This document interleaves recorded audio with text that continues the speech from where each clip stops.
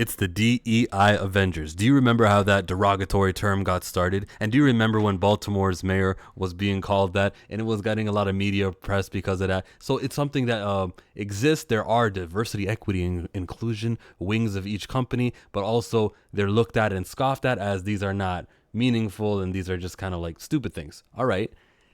I direct you to the Avengers. In the business world where comic books are made to be sold and customers are supposed to pick up on it, continue reading it, you're supposed to provide something that they want. The Captain America leading the Avengers is something that's wanted. However, what does that do to Sam Wilson and his whole existence as Captain America? He's Falcon. I call him Falcon because I know his name will eventually return to being Falcon. I know that his brand is Falcon, and that's not something that somebody else can kind of interfere with. I'm all for the empowerment of people, and I don't like their names being something that makes them the secondary version of that, because Chillmonger is woke and progressive and anti-white supremacy and all these good things that Marvel thinks they do because of a February comic book that they charge $5 for. Chillmonger understands that when you do this Captain America Avengers team, when he's over here in the center of the shot as Captain America, promoted as Captain America, he's the one leading, it brings to question, it draws a shadow of the validity of Captain America for Sam Wilson.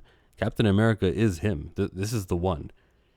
If he wasn't, like, the reason why this book exists is because Captain America isn't on the Avengers, the main Avengers book. And then when you look at everyone who's surrounding him, I mean, what do I gotta say?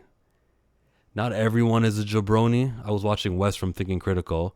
That's what I'm referencing to, and I'll link his video to the ending of this. I think that some of these people have history. Some of these people are interesting enough or deserve to be on an Avengers team, not Hercules. I'm good on Wonder Man. I think he completely given up on that character. He's just Wonder Woman, but Wonder Man, oh, it's very smart. He's just what's the fan base for him? Hawkeye, we already know what his tier is, but he's in the movies, so why not? You know, now that I think of it, so is Hercules. Got the end of Thor. And then She-Hulk is also, she got a TV show, so she's a... And then there's Shang-Chi here. Was this from the Marvel Studios president, Kevin Feige? Did he say, well, how are you not going to use these guys when they're in our movies? Go make a comic book. We know he's had some influence there. We know that the Kamala Khan switch to give her hard light came from Kevin Feige himself. Told Zeb Wells about it. Now, when Zeb Wells was talking to Cody Ziegler, he didn't think Cody Ziegler would spill the beans, but that's why that happened. It's why there's going to be a Wonder Man show, and why they hired the wrong looking actor to play this character for absolutely no beneficial representation at all, because characters and here's the meme. Boom! It's pinned on my Instagram. Race swaps never last. That's the Human Torch, Johnny Storm from the Fantastic Four. In a movie in 2005, we get a Caucasian, Blanco. Then we get Negro. We get 2015's Michael B. Jordan. 10 years later, look, we got, what's his name? Johnny? Something Joseph? They got this guy whose last name begins with Q, Quinn. Him. This dude here. This guy is the new Human Torch. So what benefit was it? These race swaps are temporary representations. They do not introduce black characters to the mainstay. Not just black characters. I can use any ethnic group.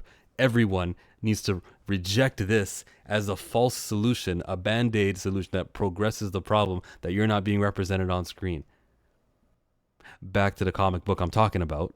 When they advertise this, how do they make the fans interested? Here we go. Captain America commands a mega squad of Earth's mightiest heroes in Avengers Assemble. Avengers Assemble by Steve Orlando. Is there a consistent artist on it? No! Corey Smith will do one. Be a one-shot story. In and out. Scott Eaton will do another issue. You know, these are artists. And more stars of an exciting mix of Avengers members as they're dispatched on superhero missions around the globe. So you'll get them accomplish something.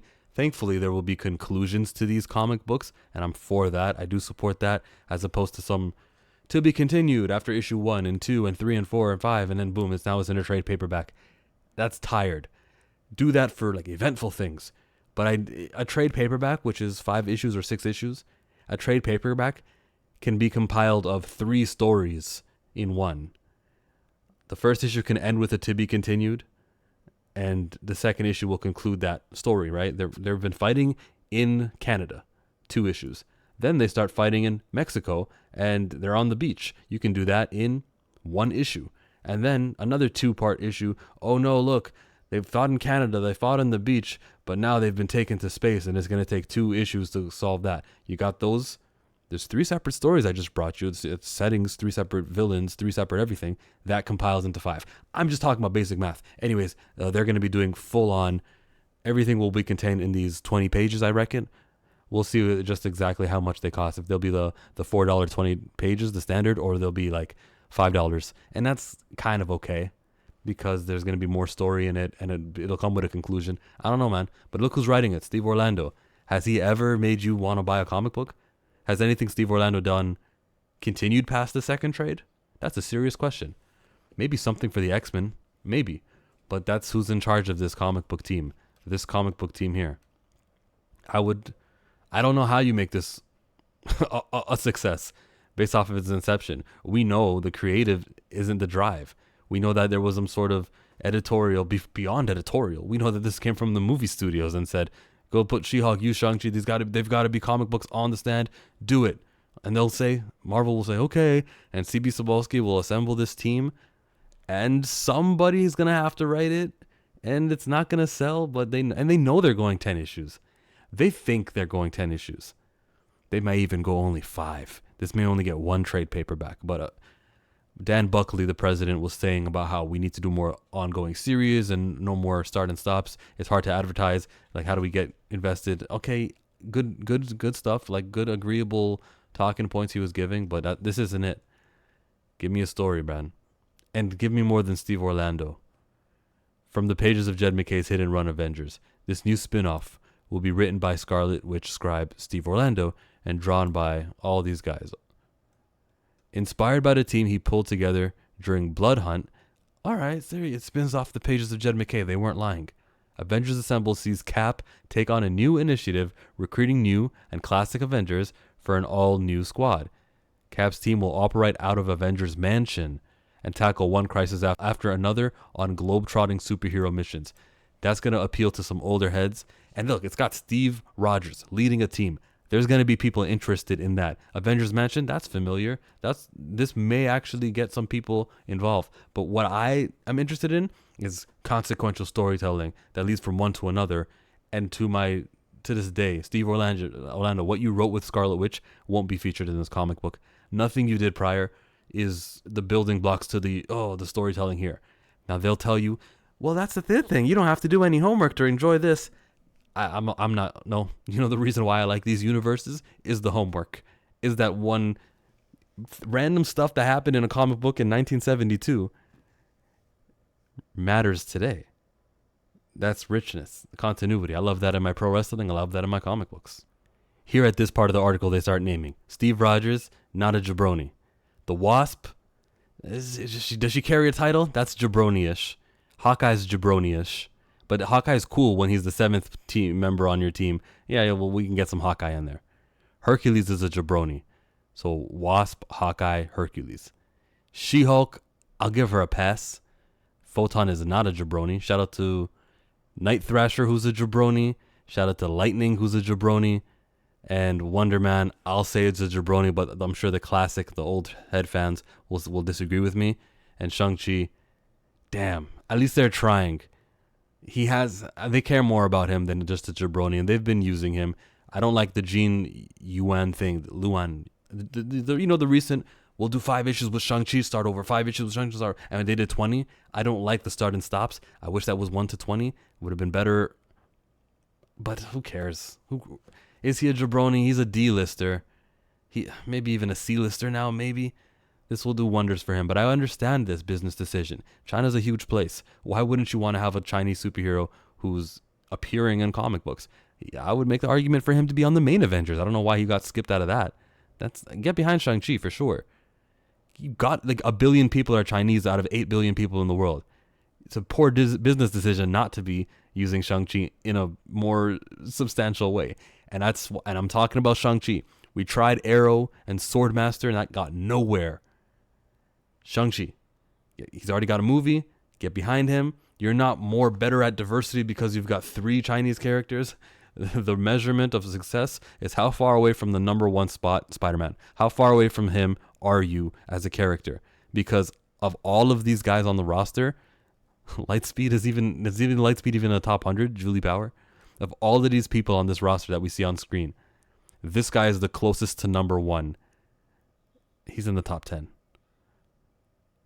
Next would be either She-Hulk or Photon, depending on who you ask. Because Clint is such a C-lister. Shout out to Matt Fraction for making this guy successful. Anyways, my point about success, my point about Shang-Chi is that Chinese superheroes are worthwhile. But these are jabronis.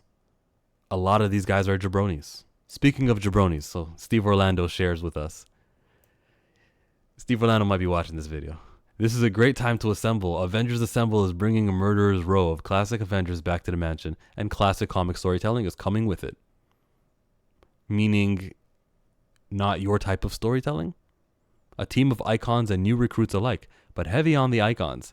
And in every issue, a barn burner of an entire story packed into 20 pages. Got our answer. 20 pages. You know, that sounds good to me. Doesn't that sound good to everyone else? We got to give them points for that. I kind of want this now to succeed, to prove that this type of storytelling is able to succeed. I still don't feel the need to buy it though. I'm all for supporting characters with melanin in their skin and normalizing their appearance and having them be close to number 1 as possible. So if she was the leader of the team, maybe we're talking. With this guy and the leader of the team, I don't feel like, oh, if this fails, that really says a lot about Monica. Nah, when Monica's 5-issue limited series failed, it was the 199th highest selling comic by issue number 5. I'm editing this video so I can check. Was I right or was I wrong? Was it the 199th? There, you can see it now. Thank you, ICV2. Thank you, Comic Book Revolution. When her series failed, it was terrible news for this character. It was shown to every editor and every comic book executive that this is a team member. This is not a leader who can carry a series. We tried. As I always say, Marvel Comics has 2 black characters, T'Challa and Storm. Aurora Monroe and the Black Panther. The Black Panther. Not, you can't just put the mantle on everybody. They do. I'm all in supporting these 2. I will never spend money thinking, oh, this is progressive if I give a couple of dollars to this 4-issue limited series about Night Thrasher. I'd rather just buy 2 comic books of Black Panther and do something with my money. Shout out to Ultimate Black Panther with Brian Edward Hill, who's succeeding in one of Marvel's 2 black characters. So what do you know? Shout out to those characters who are heavy. This doesn't get my diversity dollars, and I don't use that as a joke. I mean it. I do have diversity dollars. I'm trying to fight this thing where all the white people are getting to be on the shelves as ongoing series. I don't like that, and I'd like the support to make it so that the ones with dark skin are, because racism's bad, and the images that a random little 10-year-old could just be going to the comic shop seeing, the images may influence a mindset that worthwhile skin tone is the lighter version than the darker version. I would hate for that to be a common practice. So let's not fail these characters. So if we can build on T'Challa and Storm and get them closer to number 1, rather than Blue Marvel appearances here, a cameo of Ironheart, Power Man, or the Luke Cage Power Man, and everyone else, and every other time they tried it, has never resulted in a true Marvel A-list or B-list character, with the exception of Storm in the X-Men. Storm was a team member who kind of like, okay, let me be my own thing, and she's had ongoing series before. I hope this next one from Merowa Ayodele, who followed me on Twitter. But I hope that even though it's a low name and not a very high-profile name in the comic book world, I hope it is a successful comic book. You can imagine he's not being paid what other people get paid who get to write X-Men comic books. Jed McKay, I get his page rate would be lower, so the barrier for success is lower. Hey, maybe he only needs to be selling $20K a month, and it'll be okay. Let's renew this. Let's keep going with this Storm series. It's making us enough money. The profits margins are still large because we're not paying Merowa Ayodele that much, but they are paying the artist. Was it Warnick? They're paying the artist. Avengers Assemble. I barely talked about this comic book, and I talked about everything else surrounding Marvel. The DEI Avengers is real. This is it. This is, gotta get the woman in there. Gotta get that Chinese. You gotta get the black, the white. And it tells on Marvel of what they think of Sam Wilson Falcon when he wears and dons the stars and stripes as Captain America. I, for one, love what Rodney Barnes wrote in the first issue of Falcon 2017, right after he was done wearing that mantle. When you get an actual fucking black comic book writer. He says, Sam Wilson was Cap for a time, but in the aftermath of the Hydra takeover led by an evil version of Steve Rogers, he's chosen to step away from the mantle and build a legacy of his own as high-flying Falcon. He's not being promoted when you call him Captain America, especially when you keep Captain America around Steve Rogers around. We can see the difference. You wouldn't sell this comic book if it had Falcon, or if it had Sam Wilson calling himself Cap, red, white, and blue, in that image. And it was him in the middle of this picture there with the shield. If that was Sam Wilson, do you sell this comic book? You even think about making this comic book? Marvel Studios is the reason why this exists. Marvel Studios, good idea. You definitely want your movie characters to be used here, especially when you're advertising movies. Why not have comic books? That's why Ironheart, for example, that TV show that they're doing, the MCU has delayed it. Guess what? The Stephanie Williams comic book of Ironheart, that's not happening either. That's gonna come out when that TV show comes out. Which again, with both the TV show and both the comic book, and with both the TV show and comic, if you can delay it so much, then there must not be enough that happens here that affects the rest of the world. And why am I reading these? Why am I watching these? If the ongoing events of these don't have interactions with the others, or what they do won't matter. Stop doing diversity. Stop, guys. Give up on it. Like, go back to how you guys used to be. You know what you should do? You guys should mandate something. If you're going to do a black character, you can only use Storm or T'Challa. That way, you might actually get someone in a meaningful position, meaning Storm and T'Challa. You might even get these guys higher. You might actually bring value to their names. Because when you split it amongst, let's do Night Thrasher. What else do they do? Let's do Blade, Daughter of Blade. When you spread it apart so thin, you're diluting it. Instead of concentrate all your diversity efforts on this guy and then this woman, and then she'll be close to, and you can actually like be proud of yourselves. Unless that's not what you want. But you can be proud of yourselves that amongst your top 10 characters, there's melanin. The enemy of representation is quantity. Subscribe. Thumbs up this video. Are you going to read this comic book? Avengers Assemble? I don't know. On the side is the video I said I was watching earlier, which is a different take of what I had to say, but amongst the same topic from Thinking Critical. We're out.